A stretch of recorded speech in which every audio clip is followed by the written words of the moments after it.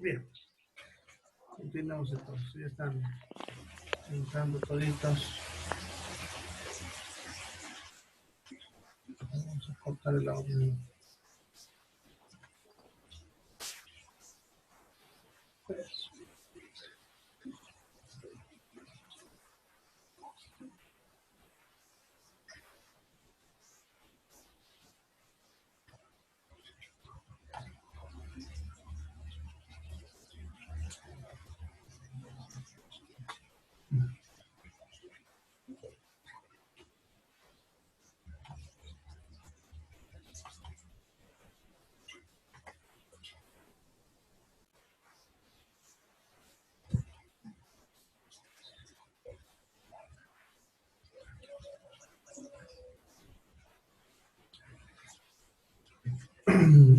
Bueno, entonces, como decía, los antitusivos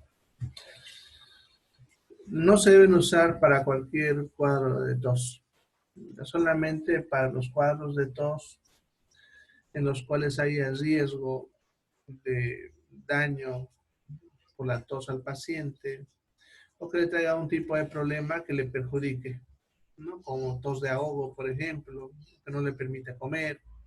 ¿Ya? Por ejemplo, los cuadros de alergia, a veces ese problema tienen los pacientes.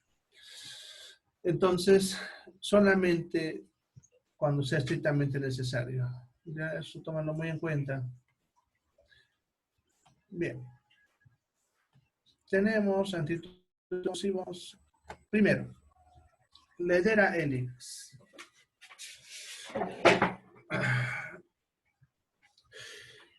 Es una hierba, Ledera helix, una hierba muy común.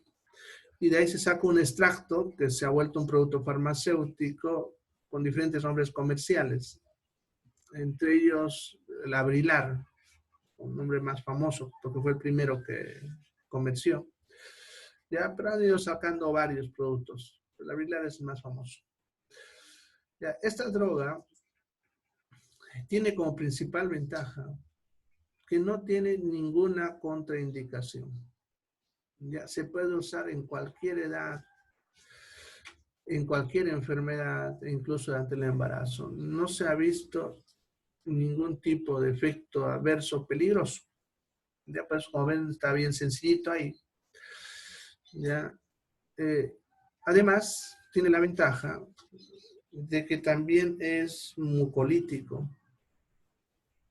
¿Ya? Eso significa que ayuda a que la flema se vuelva más líquida y podamos botarla con más facilidad. Ahorita vamos a ver ese grupo de drogas. Es expectorante, eso significa que produce flema, ayudando a aliviar el dolor de garganta. y broncodilatador, que es lo que buscamos a veces en los pacientes asmáticos como broncoespasmo. ¿Ya? Entonces, este ahorita es uno de los que más estamos empezando a usar en cuadros respiratorios.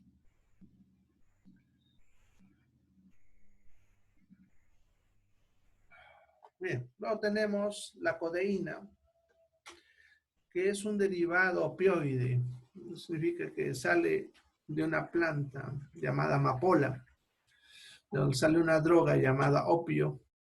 De ahí han salido muchos productos que sirven incluso para calmar el dolor. ¿Ya? Entonces la codeína, por lo tanto, también es analgésica. Sirve también para calmar el dolor. No solamente es antitusivo. Y lo van a ver, por lo tanto, combinado con algunos analgésicos. Por ejemplo, si ustedes compran un producto llamado Clofenac Gesic, es justamente diclofenaco, un analgésico, más codeína, ya para que dé más potencia a la parte analgésica. ¿No? Entonces se puede usar como analgésico. Ya, pero en este caso vamos a ver la parte de la tos, ¿no? Como antitusivo. Bueno, es muy potente, pero tiene un problema, ya que, a ver, vamos a ver si lo he puesto, sí, lo puse, ahí está. Es adictógena. ¿Qué significa eso? Que esta droga puede producir adicción. Y eso hay que tener cuidado. Por eso no lo usamos mucho como antitusivo, bajo ciertas circunstancias especiales solamente. Ya que si el paciente consume por mucho tiempo, se puede volver adicto a esta droga. ¿Ya? Y eso es el principal problema con esto. Entonces hay que tener en cuenta. Bien, ¿y quiénes lo vamos a dar entonces? En pacientes con EPOC. ¿Ya? EPOC significa enfermedad pulmonar obstructiva crónica. Son un grupo de enfermedades, entre las cuales tenemos el asma, la bronquitis crónica, el enfisema. Son varias enfermedades crónicas en las cuales no queremos que se corte la tos. Ya por si acaso en el asma no queremos que se corte la tos, al contrario que la gente cree. Lo que pasa es que este tipo de pacientes suelen acumular mucha flema en sus bronquios. Y si nosotros le cortamos la tos, esta flema se va a quedar ahí obstruyendo la respiración. Entonces, más bien nosotros queremos que el paciente tosa para que bota esa flema. Entonces, no le podemos dar en pacientes que tienen EPOC. ¿No? Y el asma está dentro de ese grupo, por si acaso. Pacientes con depresión respiratoria de cualquier tipo, ¿no? Sea por traumas encefalocraneanos, enfermedades del sistema nervioso o problemas respiratorios, como el famoso COVID que ahora está de moda. Entonces, no podemos en este tipo de pacientes. Ya, pacientes que están consumiendo cefalosporinas, que es un antibiótico que lo vamos a hacer más adelante, ya que en este tipo de pacientes se suele potenciar sus efectos adversos de la codeína. Lo mismo con la lincomicina, que es otro antibiótico. En menores de 12 años, bueno, uno, por lo que produce somnolencia, y dos, porque se ha visto que tienen mayor intensidad en los efectos adversos. Pacientes con síndrome de apnea del sueño. ¿Ya? La apnea del sueño es una enfermedad que tiene algunas personas en las cuales, mientras duerman, dejan de respirar por un minuto o dos, ¿no? O sea, están un tiempito sin respirar. Ya, generalmente este tipo de personas tienden a roncar, son roncadores. El problema es que eso disminuye la oxigenación a nivel cerebral. ¿Ya?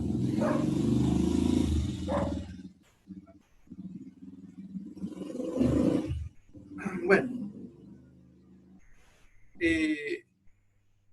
si nosotros damos esta droga que va a producir mayor sueño, mayor profundidad en el sueño, y también es un depresor del sistema nervioso, podemos correr el riesgo de que esa apnea dure más tiempo, ¿no? Ten en cuenta que el cerebro solo puede sobrevivir 3 a 5 minutos sin oxígeno, que es el tiempo que podemos aguantar nosotros sin respirar. Entonces, si el paciente tiene apnea del sueño y le damos esto, puede que sus periodos de apnea sean más prolongados y por lo tanto haya más daño a nivel cerebral. El embarazo y la lactancia, obviamente, como lo decía, puede afectar al niño o al feto. Bien. Efectos adversos. Principalmente mareos y somnolencia. Pues están primeritos ahí. Van a ver que los que les pongo primero son los más frecuentes. ¿Ya? En este caso, va a producir somnolencia la codina. ¿Ya? Puede haber convulsiones en algunos casos. No es frecuente, pero puede haber constipación. Prurito, que es picazón en todo el cuerpo. ¿Ya? Algo de confusión mental, que eso va asociado a la somnolencia generalmente. Y en algunos pacientes puede desencadenar todo lo contrario, un estado de euforia o disforia. La euforia podemos decir que es un estado de alegría extrema, en la cual el paciente está como loco, saltando de alegría por todo lado. ¿Ya? Eso se suele ver en algunas drogas como un efecto adverso. Y la disforia es cuando tenemos cambios emotivos bruscos de todo tipo, pues disforia, ¿no? De pronto está saltando de alegría, al ratito está llorando, las dos cosas al mismo tiempo. ¿Ya? Es un estado temporal producido por la droga, ya que dejamos de usarlo y desaparece.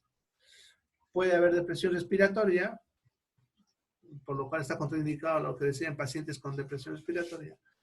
Y el principal efecto adverso, que es el que siempre recalcamos, es que puede producir adicción, ¿no? Es uno de esos efectos más preocupantes de esto, y por eso procuramos usarlo lo menos posible. Bien. El otro antitusivo, y que es el más usado, es el que más vamos a usar, y lo vamos a encontrar en muchos productos que vienen para la tos, ¿no? Con productos incluso que pueden encontrar en esta tienda, como el Tosalcos, por ejemplo, que vienen esas pastillitas para chupar, ¿no? Y muchos otros más. Casi todos los antitusivos comerciales son de estrometofana. Ya es el mejor desde el punto de vista de los efectos adversos, como hemos visto en las anteriores drogas, ¿ya? Y es un antitusivo puro. Ya no es como el Ederelix, por ejemplo, que también es broncodilatador y otro. Entonces, es antitusivo puro. ¿Ya? ¿En qué caso lo usamos? En niños menores de 2 años. Ya les he dicho que todo lo que produce somnolencia siempre va a estar contraindicado en menores de 2 años. Como es un irritante, porque esta droga actúa como irritante, también gastritis y úlcera estaría contraindicado porque podría empeorarle. Asma, ya saben que no podemos cortar la tos en el asma. Y en pacientes que están tomando antidepresivos, ya que se ha visto que entre las dos se potencian, ya se van a potenciar. Sus efectos a veces, por lo tanto, serían más intensos y por eso no se usa con pacientes que están tomando antidepresivos. En cuanto a los efectos adversos, bueno, el más frecuente las náuseas y vómitos, ¿ya? Principalmente en personas jóvenes. Luego está la somnolencia, que les decía que es otro efecto de esta droga. Puede haber depresión nerviosa, que es el estado de tristeza extrema del paciente, y puede haber dificultad para respirar en algún grado, ¿no? Entonces, esos serían los efectos adversos. A pesar de estos efectos que están viendo, es el más usado porque por lo menos es más seguro desde el punto de vista de que no produce adicción, ¿ya? Además que es muy efectivo y responde en pacientes en los cuales los otros dos a veces no funcionan. Entonces, por eso es el más usado. Esos serían los antitusivos. ¿Alguna pregunta? Parece que se han despertado con sueño. Como que el clima está para eso, ¿no? Bueno, ahorita van a ir a desayunar. Si es que no han desayunado. Yo, por ejemplo, no he desayunado. Casi me quedé dormido incluso, si no había sido por mi alarma. Bueno, continuaremos entonces con los mucolíticos. Estas drogas, los mucolíticos, lo que hacen es que la flema sea más fluida. ¿Ya? Eso significa que el moco, que a veces está espeso y que nos está costando botar, se va a hacer más líquido. Y si hace más líquido, es más fácil que lo botemos, ¿no? No sé, alguna vez han tenido un cuadro respiratorio en el cual la flema les ha estado molestando la garganta y han tratado de botarlo y terminan fatigados porque no pueden botarlo, ¿no? Entonces, para eso sirve esta droga. Hay cuadros respiratorios como, por ejemplo, cuadros con asma, sinusitis, faringitis viral, donde a veces la flema es así espesa y cuesta eliminarla. Entonces, esto nos va a servir para esto. Los mucolíticos nos sirven para ese efecto. ¿Ya? Entonces, por eso dice, sirve para la tos, pero con esputo espeso. Esputo es la flema, ¿no? La flema que botamos, ese le llamamos esputo espeso. Hay enfermedades que son típicas por tener eso, con la EPOC, que le decía ratito, las bronquitis crónicas, enfisema, el propio asma, ¿ya?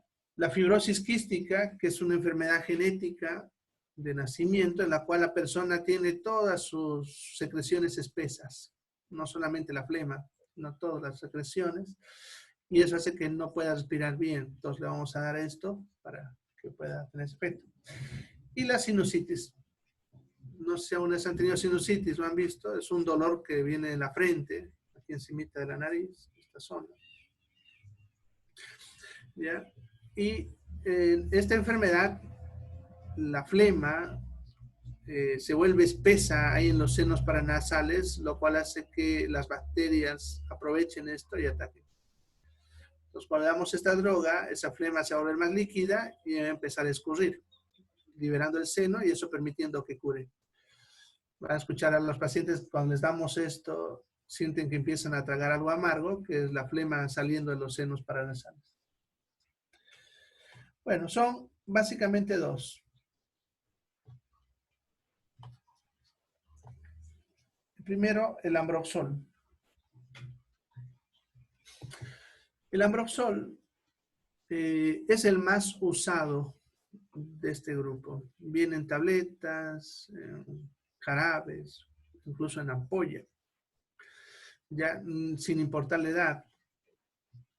¿Ya? Se usa bastante y de repente en esta droga, cuando ustedes vean sus contraindicaciones en el producto,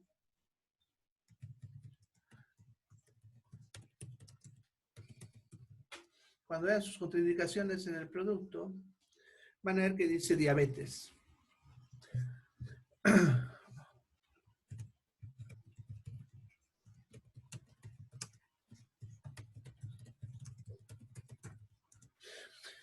Ahora, la diabetes no es una contraindicación de esta droga, pero lo van a encontrar en su envase. Lo que hay que aclarar acá es que cuando las industrias ponen eso en la diabetes, no es por el ambroxol, es porque los jarabes vienen con azúcar.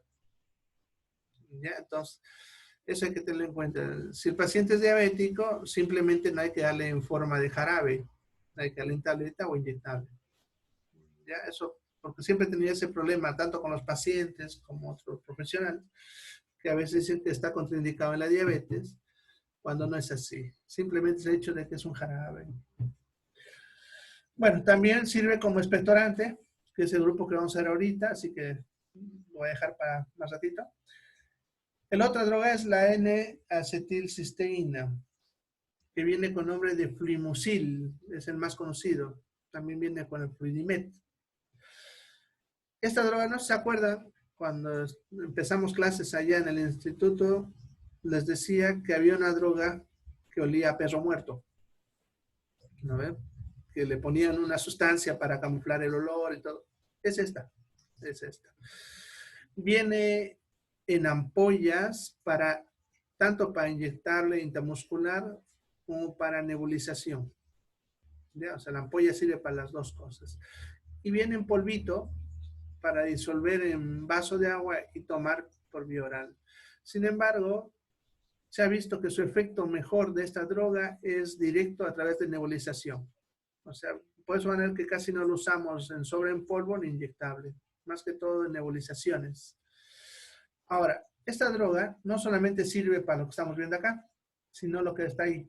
Es un antídoto para la intoxicación del paracetamol. Sucede que una de las drogas más usadas para intentar suicidarse es el paracetamol. ¿Ya? ¿Por qué? Porque ustedes saben que el paracetamol lo encuentran donde sea, ¿no? Farmacias, tiendas, no necesitan receta, pueden comprar por montón. Así que muchas personas intentan suicidarse tomándose montones de tabletas de paracetamol. Lo malo que el paracetamol no te mata ese rato, tarda en matarte una semana por lo menos, a nivel del daño hepático. Pero esta droga la vamos a usar como antídoto. Entonces, una persona se intoxicó con paracetamol, le vamos a empezar a colocar esto por vía inyectable, ya, para ver su mejoría. Bueno, ¿en qué caso lo usaríamos? Como es un irritante, no vamos a usar en gastritis ni úlcera gástrica, porque le haría producir dolor. Es más, muchos pacientes a veces no saben, que tienen gastritis, les damos esto y les va a producir dolor. Esos están los efectos, como ven. En cuanto al asma, aquí hay que tener en cuenta de que sí se puede y también no se puede, ¿no? Nosotros médicos,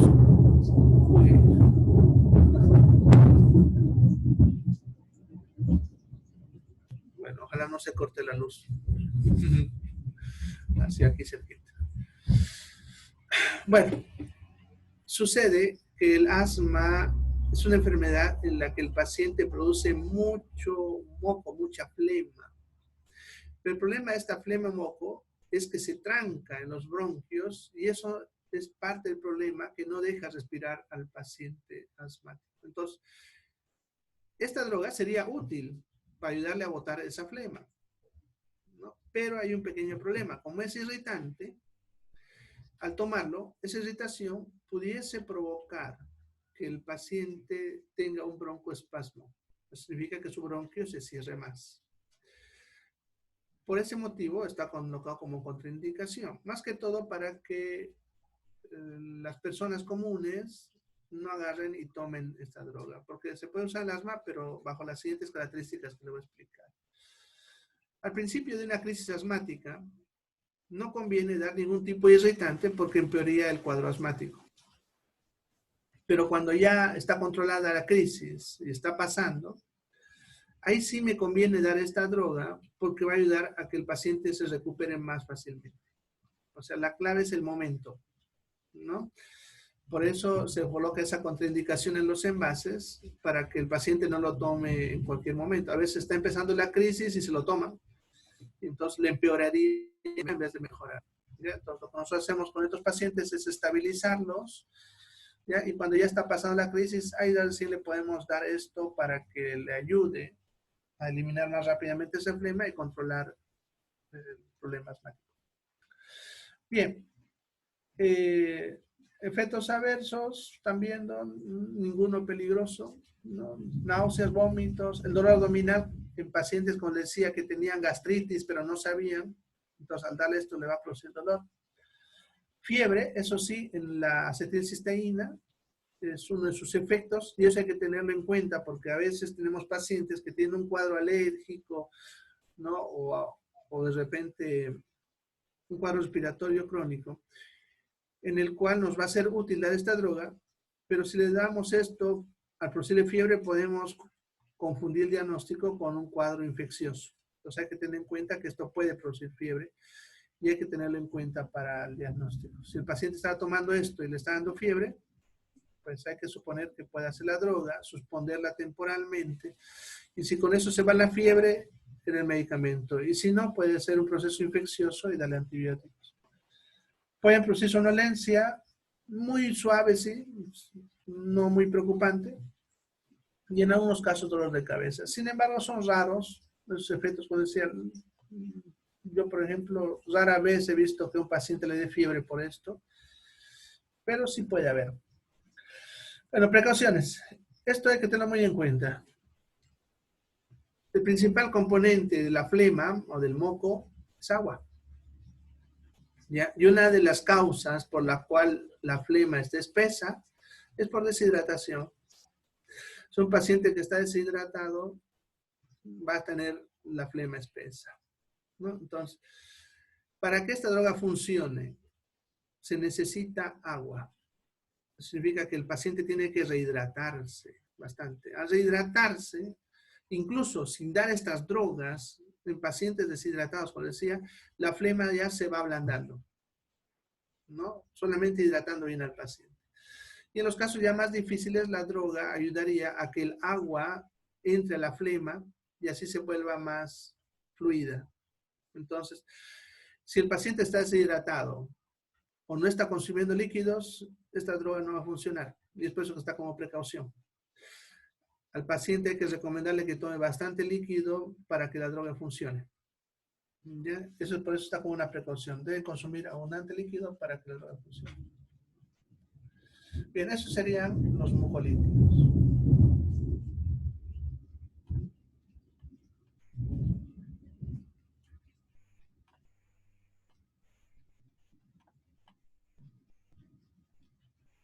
Ya, había saltado eso. Los expectorantes. Un expectorante es una droga que lo que va a hacer es hacer que empecemos a fabricar flema, lo cual es necesario en pacientes que tienen un cuadro con tos seca.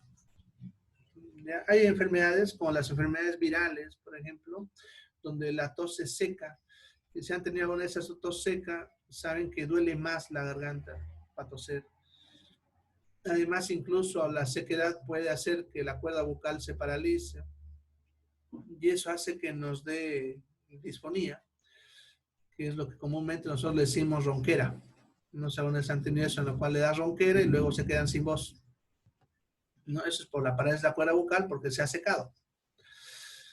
Entonces, en este tipo de pacientes en la cual la tos es seca, le tenemos que dar un expectorante.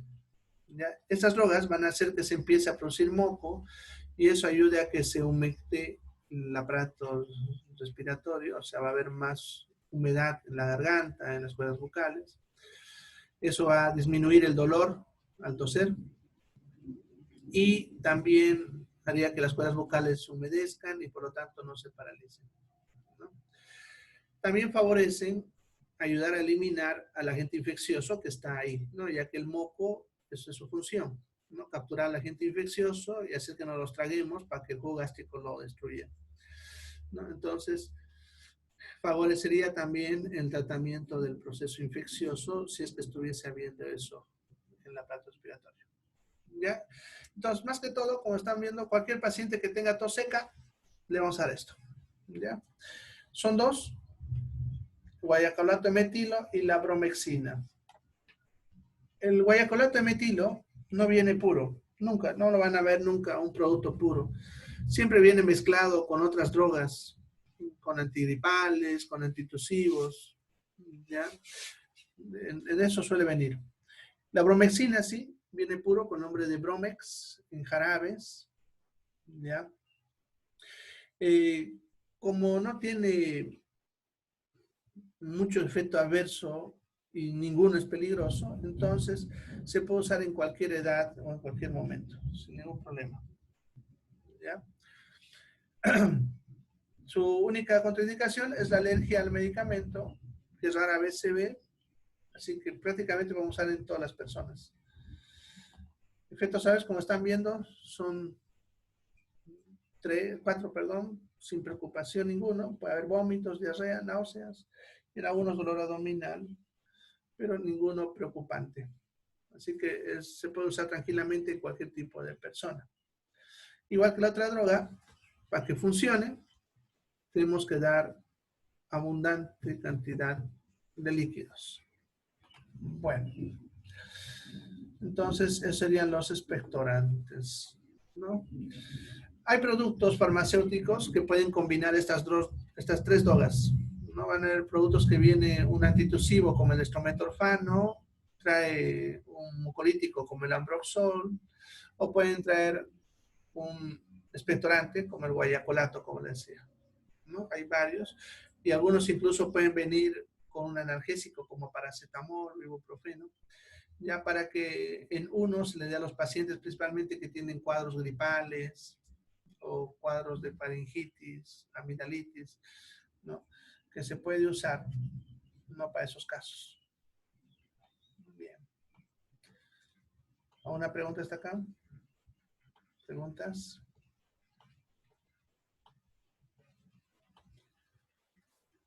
Bueno. Los bronquiolatorios. Es el último grupo de esta familia del aparato respiratorio. Ya. Si se me corta el tiempo, ahí vamos a quedar por hoy. Voy a avanzar hasta el último, a menos que haya una preguntita. Mañana vamos a ver farmacología del aparato cardiovascular. Empezaremos con antianginosos y antihipertensivos, si acaso pues, se quieren leer. ¿Ya? Bien, los broncodilatadores son drogas que relajan el músculo liso de los bronquios. Hay enfermedades como el asma, en las cuales el bronquio se contrae cerrando el bronquio. Es justamente el problema de los pacientes asmáticos. Hay otras más como la bronquiolitis, bronquitis aguda, bronquitis crónica, en la que pasa lo mismo. Entonces, si nosotros relajamos al músculo bronquial, el bronquio se abre. Entonces, son relajantes de músculo liso en realidad, pero a nivel de bronquio. ¿Ya? Entonces, pues nos sirven para el asma, principalmente, que es para lo que más usamos, pero también de bronquitis aguda, bronquitis crónica, broncoespasmos, bronquiolitis. De esos pacientes vamos a usar. Entre estas drogas, ven, son bastantes. Aminofilina, teofilina, salbutamol, fenoterol, bueno. Los que más usamos les voy a mencionar. La aminofilina es el que más usamos en emergencia. Para los pacientes que tienen crisis, que ya han probado otras drogas y no le ha funcionado, y en pacientes que vamos a internar. Lógicamente lo usamos endovenoso en ese tipo de pacientes. La teofilina es reemplazo de la aminofilina cuando ya le hemos dado de alta.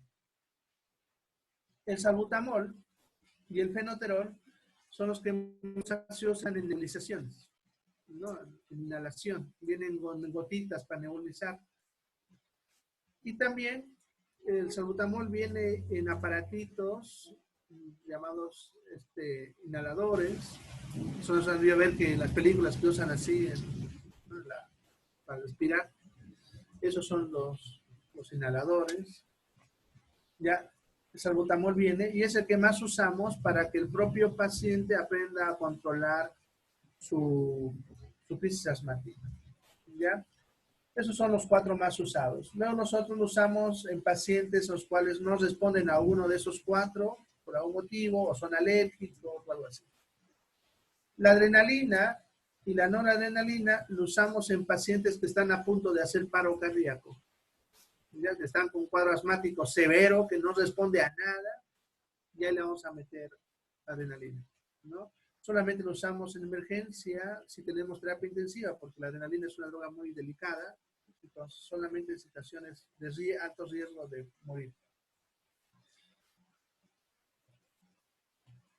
Todas estas drogas, además del efecto bronquial, el otro problema, el otro efecto, perdón, es que aumentan la frecuencia cardíaca. ¿Ya? Aumenta la frecuencia cardíaca. Y por eso también está contraindicado en taquicardias, hipertensión arterial y arritmias cardíacas. Porque en esos casos empeoraría el problema, ¿no? Taquicardia es, por si acaso, aumento de la frecuencia cardíaca, o sea que el corazón late más rápido. ¿Ya? Si ya está el paciente con taquicardia, se le empeoraría, ¿no? Si está con hipertensión, le va a subir la presión. Y si está con arritmias, va a hacer que pueda darle un paro. Entonces, por eso está contraindicado en esos casos. En cuanto al embarazo y la lactancia, en el caso del embarazo, porque estas drogas son topolíticos. ¿Se acuerdan que un topolítico es el que frenaba la contracción uterina? Entonces no queremos que eso pase durante el trabajo de parto.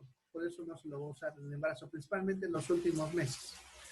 Y en cuanto a la lactancia, porque pasa en la leche y le va a tener los efectos adversos al niño. Por eso no vamos a usar esos casos. En cuanto a los efectos adversos, el principal taquicardia, como les decía, muy frecuente, ¿ya? Pero siempre y cuando la frecuencia cardíaca no pase de 110, no es preocupante. Puede haber hipertensión arterial en pacientes que tienen esa tendencia, palpitaciones, que es generalmente cuando el paciente siente que el corazón late muy fuerte, a unas arritmias, con las que se usan endovenoso, palidez y frialdad en los niños a menos frecuente, junto con temblores. No es preocupante, pero los padres se asustan. Entonces hay que avisarles que es por la droga, ¿no? Principalmente el temblor. Los niños pueden estar irritables, llorones, gritones, de mal humor, como decimos, pero eso pasa solamente en los niños y no es preocupante, pero hay que advertir al padre para que el padre no esté preocupado, no lo esté pegando o castigando en vano, ¿no? Porque es un efecto de la droga. Bueno, y estos otros que son comunes en diferentes drogas. Entonces, esos serían los broncodilatadores. ¿Alguna preguntita antes de que terminemos por hoy? ¿Preguntas? ¿Dudas? Pregunta el anterior tema. ¿Han respondido al cuestionario que les mandé ayer? Bueno. La lista no la tomo yo por si acaso. Hay alguien que entra aquí con nosotros y nos toma lista. ¿Ya? A ver, Mariana, ¿quieres preguntar?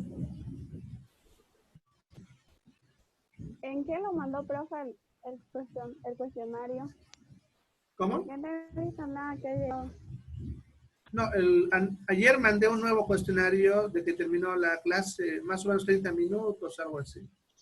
¿Ya? Y hoy día voy a mandar otro. Bueno, si no le mando ahorita, lo voy a revisar. Ya no sé qué habrá pasado. Lo armé. De repente no le di enviar. ¿Ya? Ya. Sí, Si no les porque llegó, les va a llegar hoy día. Ahorita lo reviso. ¿Listo? Bien, ¿alguna otra pregunta? Ronald.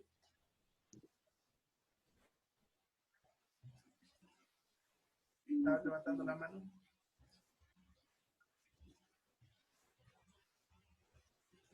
Ronald, estás con el micrófono abierto, puedes preguntar. Doctor, no mandó ningún cuestionario ayer. No llegó nada a la aplicación. Por eso le voy a decir, lo voy a revisar. De repente yo no le he dado enviar. ¿No? Ahorita lo reviso. Porque yo lo armé ayer, solamente que de repente se me fue el dedo, no le di. Ahorita lo reviso y lo envío. Ya, en cuanto a la lista, yo no la tomo, les digo. Hay una persona administrativa que ha entrado y está viendo sus nombres. Está Dana, creo que se está ahí. Escríbanle. Les va a poner. ¿Ya? El cuestionario es uno de ayer y otro de hoy día.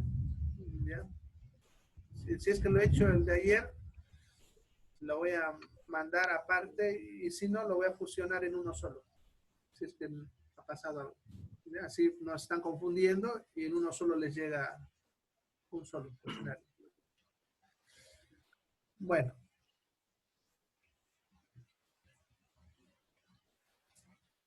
Bueno, para la apnea del sueño, en cuanto a las drogas que estamos viendo ahorita, no se les recomienda ninguno. ¿Ya? Ninguno. Ya, hay que usar drogas de tipo psiquiátrico. Eso lo vamos a ver cuando veamos ese estado. De todas maneras, lo primero que hay que hacer en estos niños es ver que no tengan obstrucción de la vía respiratoria, que es la principal causa. A veces tienen amígdalas muy grandes o algún problema en el nacimiento.